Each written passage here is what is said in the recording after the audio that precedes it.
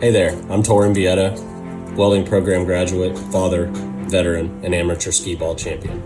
I was chosen to be the honor graduate from Oklahoma Technical College, and I am extremely honored and terrified to be here. I'm going to talk about life with all of you. All throughout your life, you're given reasons why you shouldn't do something. Learning to ride a bike, we were told reasons why we shouldn't take our training wheels off. Nothing could slow us down. But those three little words did. You should not.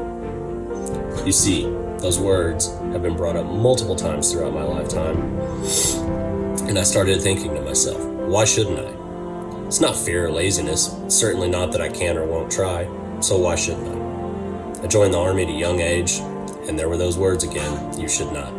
But I did, and I'm here to talk to all of you about it. I went to multiple specialty schools while in the Army, and you guessed it, from my peers. It only makes you look good on paper, or it's not going to further your career. But I continued to ask myself, why shouldn't I? After not one, but 2 different combat injuries, I was told I would have issues walking amongst multiple other physical limitations. I didn't sit around thinking, why should I try? I'm already hurt.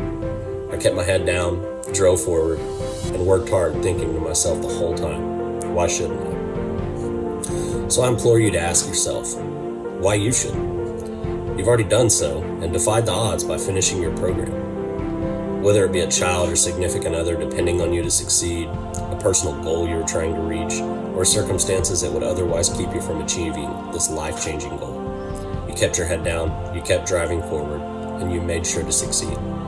You see, this speech is one other time I had to ask myself, why shouldn't I? I'm terrified of large crowds and I hate speaking in front of people. PTSD will do that to a person.